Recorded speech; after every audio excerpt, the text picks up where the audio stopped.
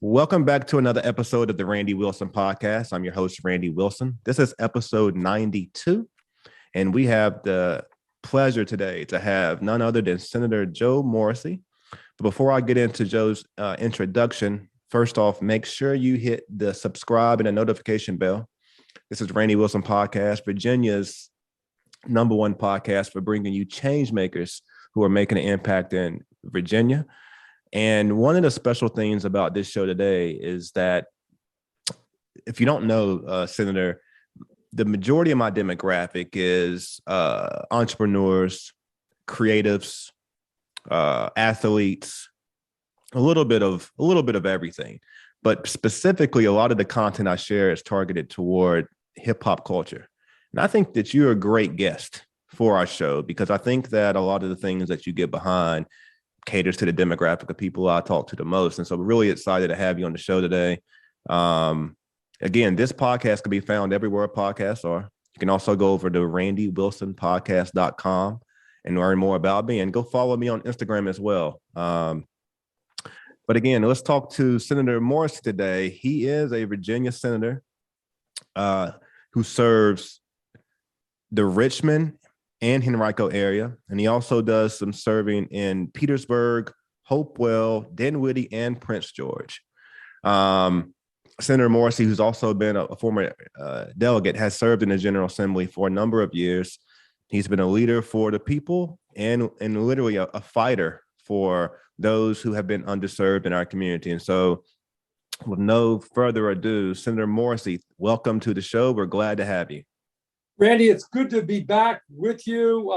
It's been a while that we've spoken, particularly publicly, but I'm honored to be on your podcast. And let's not wait such a great deal of time before we do it again. Definitely not, Senator. Really happy to have you on the show. You have your own show. You have your own radio show. If you don't mind, plug that because that's getting a lot of popular attention these days. It seems like you're in your natural neck of the woods on your show. I really am. It's the Fighting Joe Morrissey show. Go figure. It airs 12 to 1 every day, 5 days a week. And it's a political talk show, but I cover current events. And we're simultaneously broadcast on 4 different radio stations in Central Virginia, more coming to us. And it is, even though I'm a state senator, Democratic state senator, I call it right down the middle. And I'm just as likely to praise Republicans and Democrats alike or criticize them. The other day I went in on the Democratic mayor and a Democratic Commonwealth's attorney. If I see something that's wrong, I'm gonna call it. I'm gonna call you out.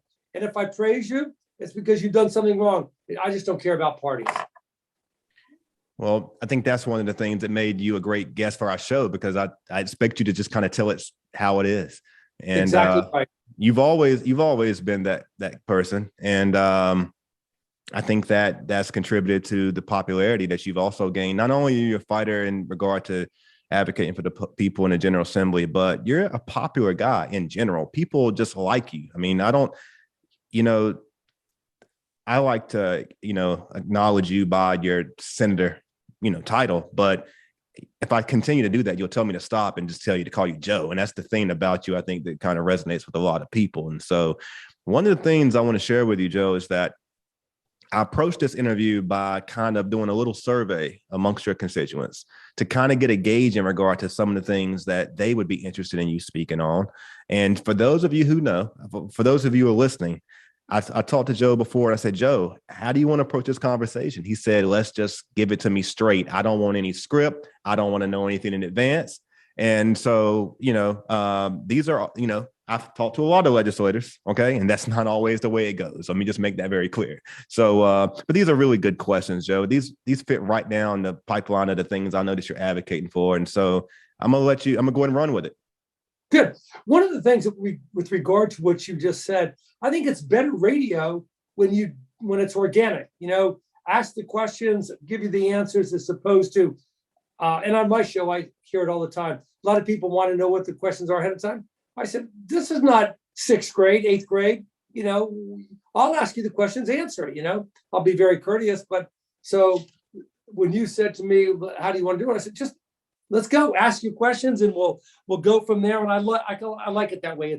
It's more real. It's more organic. Well, I appreciate it, Joe. The first question I have for you, you have the unique position of serving the people of two special cities. Now, you serve more than that, but Richmond and Petersburg at large are the largest areas that you serve. Ironically enough, these two cities have been linked recently closely to the dialogue of casino gambling. Richmond voted it down. Petersburg may have an opportunity to say yes, but your first now, correct me if I'm wrong, but first, your Senate colleagues in the House has to say yes to changing the legislation, and ultimately, our new governor has to approve.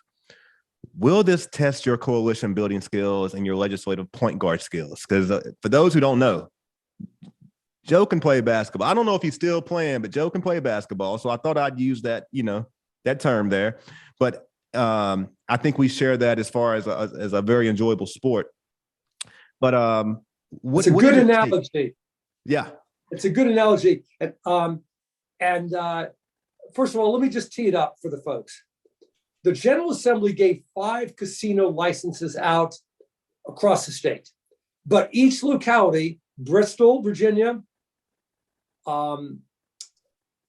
Danville, Portsmouth, Norfolk, and Richmond, they had to go to a referendum. The other 4, besides Richmond, all said, yeah, we want it. Richmond inexplicably said no. Okay.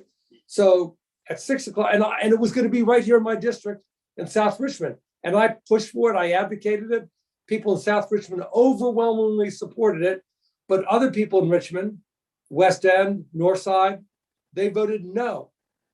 And that carried the day by a small margin. At 6 o'clock the next morning, 6 a.m., Wednesday, day after the referendum, I was on the phone to the mayor of Petersburg. And I said, listen, Richmond said no. Okay, next man up. That's Petersburg. Let's get this for Petersburg. And I am not going to advocate for it because Petersburg is also in my district. And you're right. It's going to test my basketball skills. In order for me to get this casino for Petersburg, I'm going to have to hit a couple of, 3-pointers late in the game, and as well as play some good defense to get that for Petersburg. But I'll tell you, Randy, and I don't want to appear to be engaging in braggadocio, I would not want to bet against me. I'm just saying. I set my mind to something, I'm gonna get it done. And I'm setting my mind to get this casino. I like to call it a casino resort. Because here's what we're gonna have, Randy. You're gonna have 4-star, 5-star restaurants. You're gonna have a class top of the top tier hotel with 250 beds, 50 acres of green space. You can have swimming pools and retail shops and music venues. It's going to be a resort in Petersburg. Somebody called me the other day and they said, Joe, I like going to casinos, but I don't want to gamble. I want to go enjoy myself by the pool, have some good dinners, have some spirits, do a little shopping, get away, decompress. That's why I go. I might walk through the gaming tables, they said, and that's what I want in Petersburg. It can transform this city of 33,000, and I'm determined to get it done. You mentioned Mayor Perrin. By the way, and if you get in my way, to use a basketball terminology, I will throw some elbows. We don't doubt it. We don't doubt it. You and I have played some basketball against each other. Yes, sir. Yes, sir. And he definitely has a mean elbow. He's pretty aggressive. He's definitely the guy on defense. You're like Patrick Beverly. You know Patrick Beverly for the Clippers? Heard of him. Heard of him, yeah. An irritant. Right. So I don't doubt it. I don't doubt it at all, Joe. I've one more question on the casino, and then I want to kind of move into hear a little bit about what you plan on doing in session. But I listened to a podcast. It's been a while, but Mark Cheatham did a podcast, and he had people who had opposing views. He had people who was for it, and he had people who was against it. And it was a good podcast because first off, I don't live in a city, and if I did, I was all for the casino. I actually would have voted for it, but I didn't get a chance to. But I will say it was a good podcast because it gave me an opportunity to hear the other side. What are you hearing as it pertains to the other side? Is there anything that stands out? I'm going to be honest with you. Yeah, thanks, Randy, for that question. I'm going to be honest with you. I swear on my children's lives, I don't see a downside. We're talking about bringing a resort to a city of 33,000, 25 million to 50 million a year in taxes. They don't have a hotel in Petersburg. They don't have 4-star restaurants. They have some nice eateries, mind you.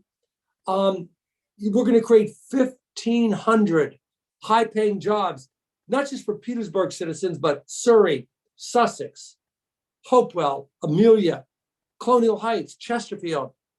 Great jobs. We're going to improve the infrastructure, not just in that area, but the surrounding area. The housing stock will necessarily improve because that's what happens when a casino resort goes in. The housing stock in the area gets better. People will move in there to take these jobs. They'll demand better schools. We have 7 schools in Petersburg. We have enough tax money to renovate, rebuild, to build new schools. I simply don't know why anybody would say no. I mean it. Now, let's say you are intrinsically opposed to gambling. Perhaps that's your faith. Okay, fine. Let's be clear. Gambling is already here. We have horse track. We have online betting. We have sports betting. We have Rosie's. We have Colonial Downs. We have those skilled game machines. We've got it. We've got 4 cities in Virginia that have it and voted for it. We've got gambling in our sister states, Maryland, Pennsylvania, West Virginia, North Carolina, New Jersey. If they're going to gamble, they're going to do it. Why wouldn't we want those people to gamble in Virginia and keep the tax money here? There is no downside. And by the way, if Petersburg doesn't get it, like I said, another city is. Yeah. So I don't know why anybody would say no. I hate to see another opportunity. Sidestepping. I hate to see another opportunity to pass us up. And while we're in Petersburg, we talk about the opposing side. It's a pretty strong faith community. Petersburg, 20, 30 miles radius wide it is. It has more churches in Petersburg per square mile than anywhere in the world, or at least the country. I know that for sure. City of churches. City of churches. Yes, it is. And it has a great mayor who's been a former guest on our show, Sam Parham. So we definitely want to shout him out because we have a lot of his folks who watch the show as well as I just had, I know that Virginia State is technically in Chesterfield, but for my folks, we're going to say it's Petersburg all day. We've had fair enough. Abdullah as well. So moving on, what do you have? What can we expect for you to raise in session this year? Well, Randy, you know my passion is criminal justice reform. Yes. And I came into the Senate. My idea of being a senator was not having a title on my door that said senator, or going down to the governor's mansion and feasting at the public trough, okay? Or having people say, this is Senator Morrissey. It was to get things done. And one of those main areas is criminal justice reform. And so I say this, I think, without fear of contradiction. One of the leaders in the state Senate is Cree Deeds, who ran for governor 8 years ago, and has been an advocate for criminal justice reform for a while. He said it the other day. He said, we've got more criminal justice reform bills passed with Joe in the last 22 months than we've gotten done in this body, the Senate, in the last 25 years. So consider this. When I came in there, I introduced a bill that would grant parole eligibility for fishback defendants. We got it. I was a co-patron of a bill that granted parole for juveniles. We got it. I thought we needed more mental health dockets in Virginia. I introduced that legislation. We got it. It passed. I introduced a bill that would prevent somebody, if they reported somebody was having an overdose, an opioid overdose, either the person calling or the person ODing from being prosecuted.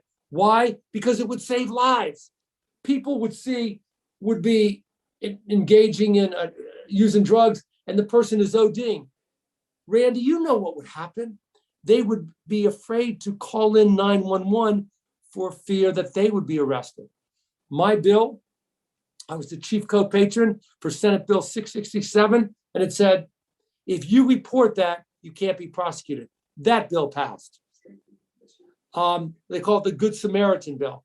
I introduced a bill that said you can get a jury trial, but a judge sentencing. That bill passed. We changed the law in Virginia after 224 years. That bill was a front page story in the Daily Mail in the United Kingdom. It said, after 224 years, Virginia changes the law. My bill. It was my bill to ban no-knock warrants. All right. It was my bill that required a police officer, if he saw another officer doing something untoward or engaging in wrongdoing, must report it. That was my bill. That we call that a duty to intervene. It was my bill that said, if police officers stop your car and they smell an odor of marijuana, they can't search the entire car. My bill. I introduced legislation that said you have to take consideration of the defendant's mental status during the guilt or innocent phases. We got that passed. It was my bill to abolish the death penalty in Virginia. My bill that allowed automatic expungement of certain misdemeanors from your criminal records. It was my bill that ended the presumptions against bail. Oh, by the way, this wasn't done over a 30-year career. It was done over the last 22 months. That's why Creed Deed said more criminal justice reform with Joe in the last 2 years than this body has done in the last 25 to 30 years. That remains my passion, Randy. And my next bill that I'm going to introduce is to end all mandatory minimum sentences in Virginia. So I've got more to do in criminal justice reform, and I'm going to continue to do it. It's pretty impressive. 22 months. Thank you. Let's turn to the local front. The city of Richmond, which you've represented for several years, has not had much success landing a major economic project to improve the economic vitality of the city. Any thoughts on why? Well, you start at the top. The titular head of the city of Richmond is the mayor. You know, he is an elected mayor. He's a powerful mayor. It's not a city management run form of government. All right. And it's like anything, Randy, you and I have talked over the years about sports. We both have that in common. I wrestled in high school. I wrestled in college. I described myself to you one time as a very, very, very good high school wrestler. I was a state champion. But I also told you I was a very, very, very, very average college wrestler. But what I learned from sports is that you go in there and you're prepared. If you're not prepared and you just mail it in, you're not going to be successful. So that's what I see. I see a lack of preparedness in Richmond city government, beginning with the mayor. For example, take this casino resort. People were dumbfounded that Richmond voted no, and they voted no by a small margin. Dumbfounded. It would have brought up to $50 million a year in taxes. Let me say that again for all your listeners. $50 million a year that you could spend on teachers, pre-K education, health clinics, you name it. Not one time, 50 million, every year. But what was he doing? It lost by a small amount. Instead of campaigning for that, I campaigned in South Richmond and we won 70% to 30. He's out going with McAuliffe around the state, appearing on stage because he's more interested in his next office. A lack of preparedness. That's what I see. And I mean, you look and you see, they lost the Coliseum project, which was the mayor championed. They lost the casino project that the mayor championed. We have a horrible stormwater runoff problem We could have paid for that with the taxes from the casino, but it's gone because the mayor is more interested in looking for the next job. So, but that's not me. That's not the way I roll. You know, I talked about in Petersburg ending blighted homes. What did I do? I bought the worst home in Petersburg, the very worst home, a 150-year-old home where the third floor, with the roof, a mansard roof, was caving into the third floor, then caved into the second floor, this close to being demolished. And we saved it. I put over $400,000 of my money, not yours, not taxpayer money, not bank loan money, not grant money, my money into it, because I said we need to save these old homes in Petersburg. And I better put my money where my mouth is.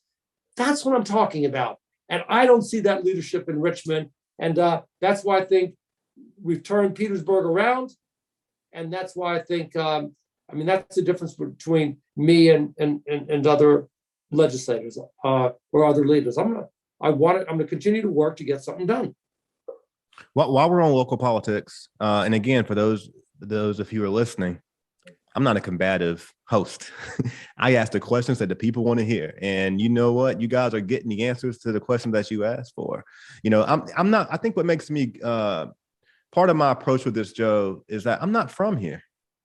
And I love the city. I love the county. I love where I'm at because I can get to the beach as quick as I can get where I want to get. That's one of the things I like. But I'm not I say that all the time. I'm not a person. In 2 hours, you can be skiing in the mountains in 2 hours. You can be in lakes and rivers in an hour. It's from the city of Richmond. It's great. And Petersburg is just 25 miles south of Richmond. Yeah. You know, one of the things I share with folks is that because I'm not from here, but I enjoy the city, I'm not as passionate, honestly, about some of these things as much as other people are. Not that I don't care. I'm just not as passionate. Like, these things don't bother me. They don't change the way I approach going about my day-to-day life. But I do recognize, and I'm empathetic to those who are, because there's some people that really want a Coliseum. There's some people who really wanted the Navy Hill project. There's some people who really want a casino, you know, and I appreciate your straightforwardness. I know we're on a short time and I got 2 more questions here, but I'm gonna keep it on local politics. I've had it. While we're on local politics, 2022 is here. We're pretty much right around the corner. Okay. Which means in 2024, local elections are not too far away. Anyone you seeing on the horizon who would make a great successor to the current mayor? Because in my mind right now, I don't have any idea who's going to run for it. No, it's got to be somebody that's got business experience, okay? Somebody that has a business, somebody that signs the front of checks, okay? Somebody that has done something in their life. You can't keep electing politicians that haven't done anything. Let's look back. Dwight Jones, love him or hate him, he had done something. He'd established himself as a pastor, 2 churches, a significant following. He'd been a member of the legislature for 10, 15 years. Mayor Wilder, he had run a law firm. He'd run the state of Virginia as its governor. He'd been a state senator. He had accomplished things. All right. Mayor Stoney. He drove McAuliffe around as they call it, the body man, his driver for 8 years. McAuliffe rewarded him by appointing him Secretary of the Commonwealth, which just doles out patronage positions. And then he ran for mayor. The people need to demand somebody and say, what have you done with your life? Have you done something substantial? A school teacher, a real estate agent, a mortician, a lawyer, a physician, an accountant. Have you built a business? Do you have a lemonade stand, an ice cream stand? Have you done something? Have you signed what I call the fronts of checks? Why is that important? Because as a businessman or businesswoman, we've all done this. You got a payroll that you got to meet. You might not have all the money in the kitty to pay all your salaries and yourself. You know what you do with your check? You put it in the drawer. and you wait until next month until you cash it, but you get everybody else paid. There's a sense of responsibility and accountability completely lacking when you haven't done that. The current mayor never ran a business, never hadn't accomplished anything but be a political aide. So the next person has got to have accomplished something. I know Mike Jones is considering it. Okay, he's pastor a church. He played Division I football, and I'm not being cheeky. That takes talent. That takes stick-to-itiveness. That takes determination, drive. He's been on city council will be 8 years by that time. He's done something. I imagine there'll be a couple of other people running. I do not intend to run for mayor. There's an old sports adage, don't run away from happiness. You've heard that. Some coaches will go from one, mid-major to a major, maybe an extra $1 million. They go from 2 million to 3 million or 3 million to 6 million, but they're happy where they were. Yeah. They're going to the NCAA big show every year. They run away. They're happy where they are. They're happy with the family, but they run away from happiness to get that bigger job. Take Shaka Smart. I love Shaka Smart. Yeah. He was coach of VCU Rams, the Havoc defense, mid-major. They would have probably gone to the NCAA every single year. But he took the next job and he's getting $3 million. I mean, you can live on $3 million a year, can't you, Randy? I don't know, man. I need 5. Okay. Well, he took the 5 and went to the University of, I think, Texas. Yeah. How many years has he been there and how many years have they gone to the NCAA? Yeah, that's a very good point. Very good point. Don't run away from happiness. I'm happy in the state Senate. Those bills that I got done changed people's lives. We established parole for juvenile defendants, abolished the death penalty, abolished cash bails, allowed people to get their driver's license even though they hadn't paid their court fines and costs. It changed lives. I'm happy. You look happy, Joe. You look happier through social media, particularly, than I've ever seen you. I see you with your kids. I see you with your kids out there skiing. I remember one time driving you on the boat, and I thought you were going to kill me one time because I think there was a log or something in the water, and I saw you, and I have this memory like, man, that was pretty risky. But I saw you out there with your children, and they're young, and it's like you're getting them ready early. I can tell you, they're getting comfortable with the water. Exactly. We're out there every weekend, and to me, a log in the river, a buoy, a ship that's docked, all that is an obstacle that come real close to and dodge on your slalom ski. And when I'm telling my kids on the tube, I'm unsuccessful unless I flip them off that tube and into the water. You follow me? God. So to me, when you're on the water, my kids know, water skiing and tubing, that's a contact sport with daddy. I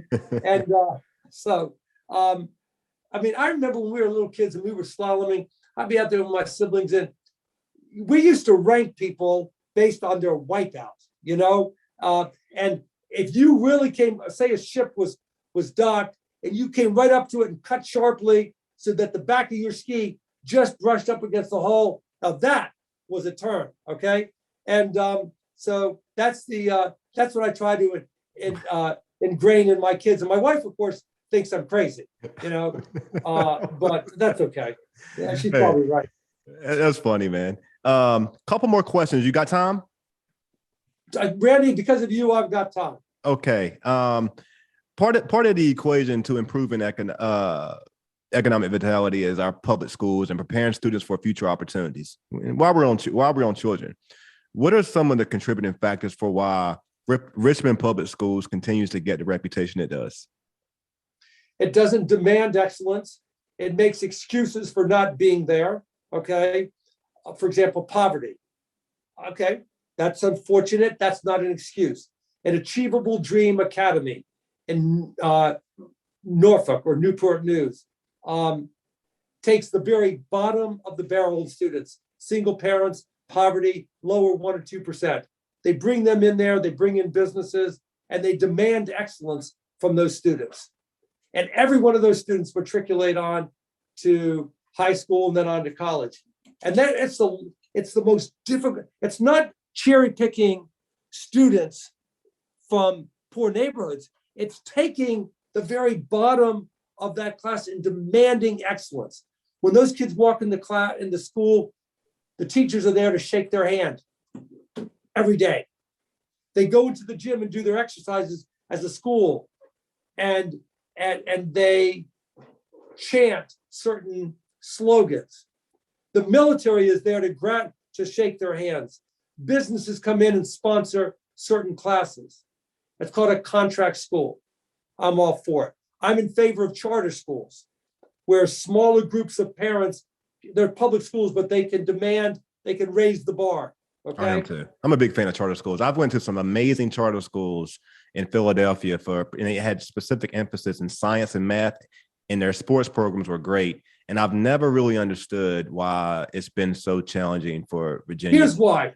Because Democrats, and I'm a Democrat, most Democrats say, no, we don't want to do anything to take away from the public schools, which has millions. Okay. And that's part of the problem. I was the only Democrat in the House of Delegates to support a charter school in Richmond, the Patrick Henry School of Science and Arts, the only Democrat in the House of Delegates. I am going to support charter schools in the Senate, which the governor-elect wants to do. And I don't see public schools as being the be-all and end-all. And by the way, one of my children went to public schools in Richmond. 3 of them go to public school in Chesterfield right now. So it's not like I'm anti-public schools, but I believe there's a place for everybody. Charter schools, contract schools, parochial schools, public schools, private schools, homeschooling. There's a niche there for you, and not just a one place all. But you know what else charter school does? It raises the bar for other public schools. Let me repeat that. It raises the bar. It makes them better. So that's what I want to do, raise the bar. They want to say, oh, let's get rid of the charter school and just have all public schools. Not me. It's not the way I roll, baby. We agree on that one. I've never really identified myself as a Republican or a Democrat. If anything, I'd say I'm like a conservative, independent person. I'm pro-business. And one of the things is, now things have changed a little bit in my household. I will say that we try to come together and look at things on behalf of how things complement our life and our business. But I bring that up because I'm not a believer that I'm not a believer that I'm obligated to give you my vote. I believe that legislators should I think that our vote should be earned. I think that particularly in the Black community, we've been giving votes away for a long time, just giving them away, and typically to the Democrat Party for many reasons. I won't get into all of that, but I'm curious of your perspective on this, because this is something we've talked about. This is something that's talked about a lot. What's your viewpoint in regard to the Black vote? You know, sometimes people will say, I didn't get enough of the Black vote, or I didn't get enough of the female vote. That's a great question. Every election that I run, I feel I've got to earn your vote. That's why I knock on the doors, okay? And if I knocked on your door, Randy, I'd say, listen, this is what I've done in the environment, in criminal justice reform, in our economy, and bringing businesses to Petersburg or Richmond. This is what I want to do. What do you want to see? I want to earn your vote. And too many politicians take the Black vote for granted. And they shouldn't give it just because the person has a D after the name. They should give them their vote if they earn it. So that's my approach, Randy. And again, it goes back to a sports analogy. Do you think you deserve a position on the football team just because you've been there before? Hell no. Go out and earn it. Bronco Mendenhall, the UVA Cavaliers, had that philosophy. Earn your number, okay? I have tremendous support among, say, the African-American community. They know Joe will fight for them. They'll know he'll fight for his clients in the courthouse, in the state house. I don't suffer fools lightly. I'm not afraid of taking a chance. I'm going to fight for them. We talked about it earlier. But I also feel compelled that I've got to go back and earn and take it to the next level and the next level each time. And once you think you're entitled to that office, that's when you're going to get beat, and that's when you should get beat. I don't feel I'm entitled to anything. I better earn it. And on my dad, because we talked about children, that's the way I'm raising my kids. You know, you might be Senator Morrissey's son or daughter. You haven't done anything. You better go out and earn it in academics and in sports. And I'll give you an example. Do we have the moment? We have as much time as you need. Yeah. My son plays competitive football. Right now he's playing in Eastern Henrico. And there's he was playing out in Western Henrico and just crushing it. Okay, 6 years old. The coach out there, an African-American coach, said, I want to bring him to Eastern Henrico and train with the athletes out there. And he went out there and he was, a whole team of African-American little boys and Chase, my son, and they just meshed with each other. They love each other. He's starting running back, starting defensive back, and he crushes it with them, okay? But the first game that he played, when he first played football, he was young, 4.5, and he if he didn't get the flag, he cried, and if they caught him from behind, he cried. And he let him affect him the next play. At the end of the game, they gave out a sportsman award. And I don't know, I just had this intuition that he was going to get it. And I said, please, God, no. He got it. So I told my wife there, I walked over, she had gone to put the kids in the car. I said, look what Chase got. And her exact words were, oh, hell no. He hadn't earned it. We called the coach up when we got home. Well, first of all, I told Chase, you didn't hustle the entire game, okay? And when you cried, you let your teammates down. So we stopped at Kmart, we got a whistle, and we went to my backyard and we ran suicides for 30 minutes, okay? And then I told him he's going to give that medal back. And the next week we went to the game, we were walking up there and he said, Daddy, if I hustle this whole game, and I called the coach. I said, my wife and I said, we're going to give you the medal back. He didn't earn it. I said, okay. He said, Daddy, if I hustle the entire game, can I keep the medal? And I thought about that. I said, all right, yes. And he hustled the entire game and every game since then. It's been 2 years. That's what I'm talking about. We do not tolerate entitlement in our family. The kids are going to have to earn it. They're going to have to earn their place in school and in sports and in their job. And that's what I think that affects everything you do in life. Nobody's giving you anything, Randy. Yeah, I agree. That's the one thing I do not like about youth sports at that age when you get a participation award. I mean, I'm just not a big fan of it. I'm not a big fan of it because I think winning and losing is a real thing. And I think you learn to win by taking some losses, and it helps you learn how to rebound and reapproach, teaches you how to win, quite frankly. Yeah. And too many kids these days, they go there and you said, you show up and you get a trophy. For what? In life, you don't get a trophy for showing up. You show up, that's half the battle, and then you prepare and you execute, okay? But that's part of our culture. Yeah. It's soft. Yeah. Kids are soft. Right now, take our economy. What do we do? COVID-19, 2 choices. You work, bust your ass for 40 hours a week, and after taxes, FICA, state, federal, blah, blah, blah, blah, you take home $550, $600 after working 40 hours. Or you sit home on your butt, play video games at home, you get the $600 stimulus check plus $300, you get $900. Choice A, work 40 hours a week and take home $550. Don't work at all and get $900. We've incentivized not working. That's why we can't fill all these jobs right now. It's extremely That's not the difficult. way. Yeah, that's not life.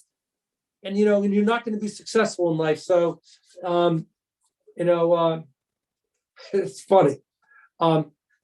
Chase went out and played football in Eastern Henrico with the brothers. Okay, made the high school. Matt, my LA is shaking my head at me. I don't know why he's shaking that. I'm just calling Randy. I'm calling it the way I see it. We go up there. It's Eastern Henrico High School. Let me be clear. You got. Hey, tell him it's okay. Your son's half black. It is what it is. Exactly. Yeah. You got 6 and 7, 8 and 9, 10, 11, 12, and 13-year-olds all playing up there. And they're the feeder teams into Highland Springs, Henrico. That's why Highland Springs has won 4 state championships and has been in the playoff mix 6 years. Okay. Yeah. They demand from as early as 6 years old that you perform. Okay. You don't get a trophy for showing up. Okay. And that's where he competes in with the best. And that's what I think life is about. Okay. Yeah. And that's what I'm going to insist upon. That's the way I approach my job in the General Assembly. And that's why I think people support me, because they know Joe won't mail it in. I think that, hey, this has been great. This has been great. I'm going to soften it up. I'm going to soften up as we close. But first of all, I want to thank you for agreeing to be on the show. This is the 92nd episode. Really appreciate it. I can't believe you've had 91 episodes on this show before me. I can't either. But hey, you was demanded. You were demanded. You were identified as, we want Joe on the show. So I was like, here we go. I thought you were going to say, when you just said you were demanded, I thought you were going to say, you're the man.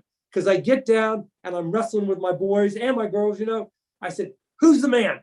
And then I'm tickling them, I'm wrestling, I'm fighting. Daddy, you're the man. I've got Maverick, my 3.5-year-old. I get him down there and I'm tickling him on top of him. I'm wrestling with him. And he'll finally say, okay, Daddy, you're the man. As soon as I let up, you know what he says? Mommy's the man.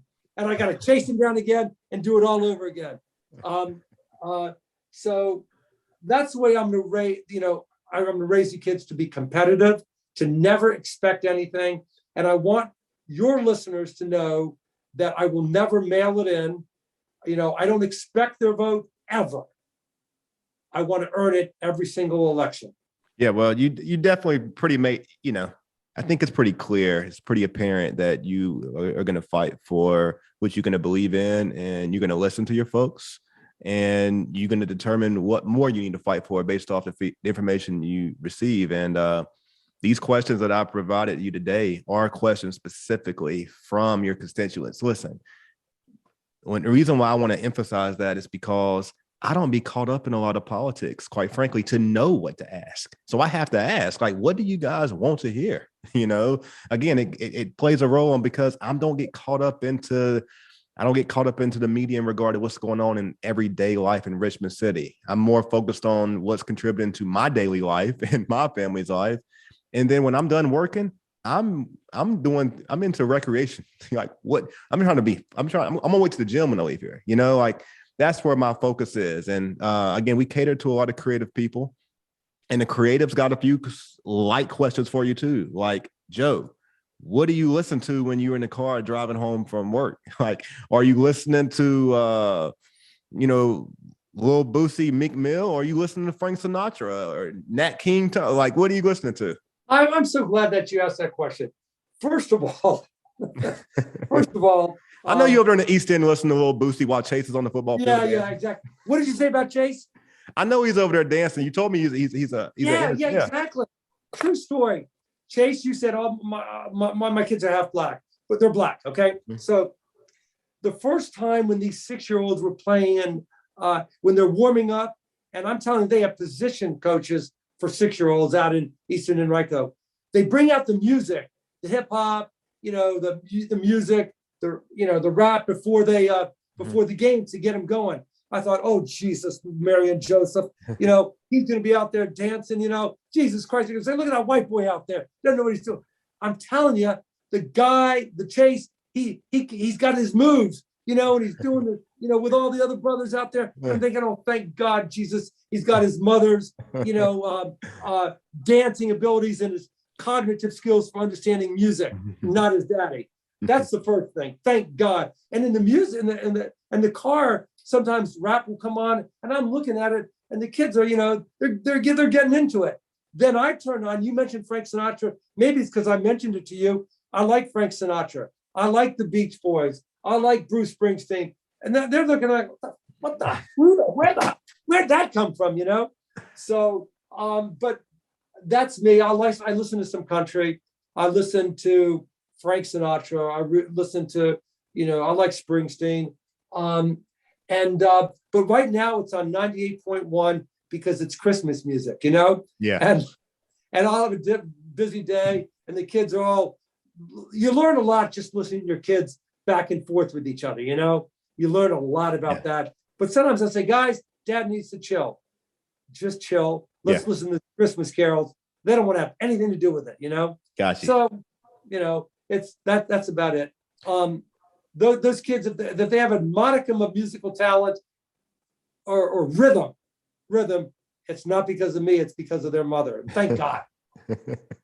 All right, Joe. I'm going to ask you 7 questions, quick answers, not a lot of thought. And then at the end, I want you to plug your show again. And we're going to wrap up. All right. 7 quick ones, no thought. Will VCU ever have a football team? Yes. Okay. If you want me to explain, just go ahead. Explain that. Please explain that one, because that's a big conversation we're having right now. Okay, they got to have a football team because they're gonna bring it to a certain level, and they're gonna go, how do we get beyond this point? A new president will come in. How do we elevate VCU from a mid-major to a major? Oh, football. That's what's gonna happen. So the answer is yes. All right. Gonna happen. Best basketball program in the city of Richmond. College. So it's VCU, Richmond, or Union. Yeah. Which one do you think? VCU. Got you. Best basketball player of all time. Oh, that's an easy one. Can I say 2, please? Well, who's the first? But one has to come first, though. All right. Michael Jordan. Okay. Who's the second one? There's Kobe. someone. Yeah. Kobe. Yeah. Kobe Bryant. Back there, original piece of art, Kobe Bryant by Defined Arts. Go check him out on Instagram. She's a phenomenal artist out of Chesapeake, Virginia. I would love to tell you a story about once when I was in a bar. This goes back 10, 15 years. And I was chatting up with this young lady, and I made a bet dealing with basketball. I don't think I can tell you what the bet was, because this is a family podcast, but it involved Kobe. No, this ain't Bryant. A family podcast. No, you can say whatever you want. You really want to know the story? You can say whatever you want. Trust me. All right, Matt, can I tell the story? All right, so I'm chatting it up. She's a lovely young lady. And so I here's the bet, okay? That I said, I want you to tell me who your favorite don't tell me now out loud, who your favorite basketball player is, okay? Of all time, okay? I said, if I don't get it, okay? If I don't get it, I either said, I'll treat you to dinner, or treat you and your girlfriends to dinner, or maybe I'll, make a donation. I can't remember what it was. But if I do guess who it is, we leave this bar together right now. Got it? Yeah, you got it. She said, I'll take, I said, but you got to pick your best basketball player. She said, I'll take that bet. I said, I'm going to write down what you're going to say. There's 1,000. We got how many NBA teams do we have? About 30, 30, I think. Around 30. I said there's something like 320 professional basketball players. You pick your favorite one. Well, I knew the odds that you talked to a woman about that. Her favorite player was Kobe. Okay, and he was the most popular. I wrote down, I said, I'm writing on the slip, Kobe Bryant. I wrote down Kobe Bryant. I put it down there. I said, if that name doesn't match the player you're about to tell me, again, either she wins the bet and I can't remember what it was, or if I win the bet, we're out of here. What do you think she said? I don't know, man. She said Kobe Bryant. He's the best. He's my favorite. I was expecting. I thought you might say something random, like she said Michael Jordan or something. No. It was current players. Oh, okay. Current players. She said, Kobe Bryant. I said, flip the paper over. She flipped it over and staring at it. I said, let's go. True story. I'm not surprised, man. Oh, and by the way, and make sure this podcast folk know it was 15 years ago. Speaking of, last 3 questions. Speaking of, you're a married man. I'm talking about Young Joe. I want to go back to Young Joe the wrestler. Okay. Who was your celebrity crush when you was growing up as a young man? I'm talking about Young Joe, 15 to 25 years old Joe. Oh, this is going to make me sound weird. Okay. But really weird. And it is weird. First, and Young Joe, even before college, because in college it was Farrah Fawcett. Okay, that's fine. No, that's good. That's good. I don't know. Yeah, that's good. That's good. I'm not going to tell you Diane Sawyer because you're going to think he's a weird guy. Okay. So. All right, last 2, and then I want you to plug your show, and we're going to close here. Okay. You didn't say LeBron. Would he be number 3? God, yeah. I mean, yeah. I mean, geez. I mean, it's so hard, but absolutely. Certainly in the top 3. Yep, you got it. Sure. Last question. Do you have a New Year's resolution? I haven't formed one this year. Okay. This is a bit self-serving, but it's similar to the other ones. My life is my children. I really want them to be good citizens. I'm not going to be remembered for being a state senator. I'm not going to be remembered for defending people and keeping them out of jail or saving. I'm going to be remembered by how how the kids turn out. And it's just to be an even better father this coming year than I was last year. I wish it was more sexy, but that's going to be it. Well, I think I'll push back on that. And I say, I think you're going to be remembered for all those things. I think you are going to be remembered for fighting Joe Morrissey, the state senator. I know that you got to go. I try to keep it to 30 minutes, but you're so engaging. I apologize. I don't have nobody behind the camera over here right now to help manage me, but thank you. As I tell Maverick and Chase and Bell and Kennedy, I'm the man. And if you don't agree, I'm gonna take you to the ground. I'm gonna put you in a half Nelson until you tell me I'm the man. Yeah. But thank you, Joe. I know that you got to go. I know that you got a lot of things to do. Can you plug your show for our listeners one more time before you go? I will plug the show, but I want to ask you and I have got to go biking together. Okay. Yeah, for sure. You go by my place out in the, in Verona. Let's go biking sometime. And I will hit you up. I definitely will. I love it. And I'll let you know that very soon. Sounds good. So I'm the host of a daily radio show, The Fighting Joe Morrissey Show. It airs on 4 stations simultaneously from 12 noon to 1 p.m. every single day. Best political news, shooting straight in Central Virginia, The Fighting Joe Morrissey Show. So, next to your podcast, it's the best.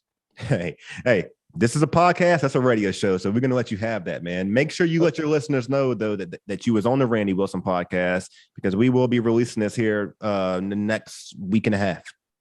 Okay. All right. I will do that. And Matt will remind me, my legislative assistant, to mention it on tomorrow.